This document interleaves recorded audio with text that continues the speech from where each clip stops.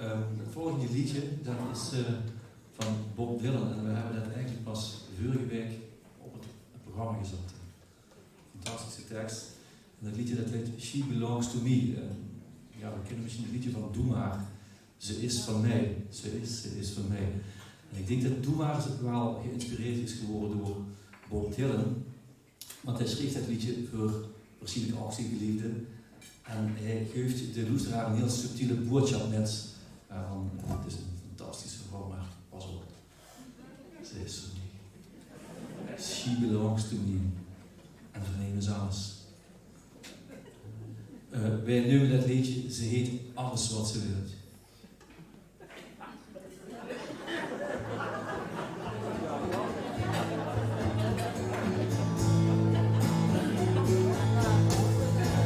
Ze weet alles wat ze wil, ze heeft de wereld in haar macht.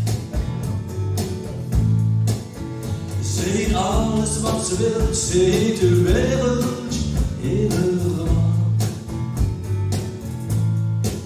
Ze kan de dag verduisteren en lichtjes toveren in de nacht. Ze is nergens bang voor, ze zet geen stap verkeerd. Deze is nergens bang voor, ze zet geen stap verkeerd. Het is voor de ene kant krieg en ze lucht je alom verliefd. Ze drukt de ring van smaragd, die glinstert als ze breid gebouwd.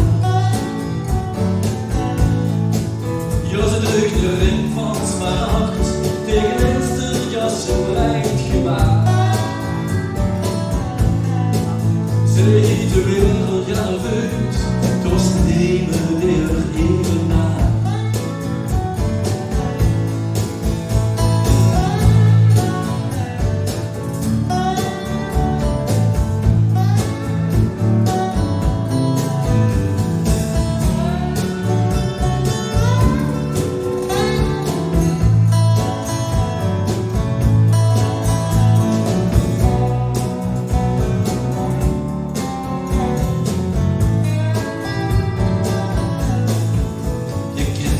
Wel vergeet, ze kunt zeker niet op die baan.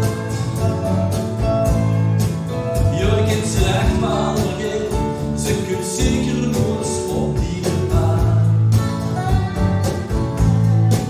En dik thuis of je niks kan schillen, maar die stiekem door de sleutel gaat. Knik vriendelijk als een suus, maar komt er al niet te komen. De wasser tegen kunst, maar kom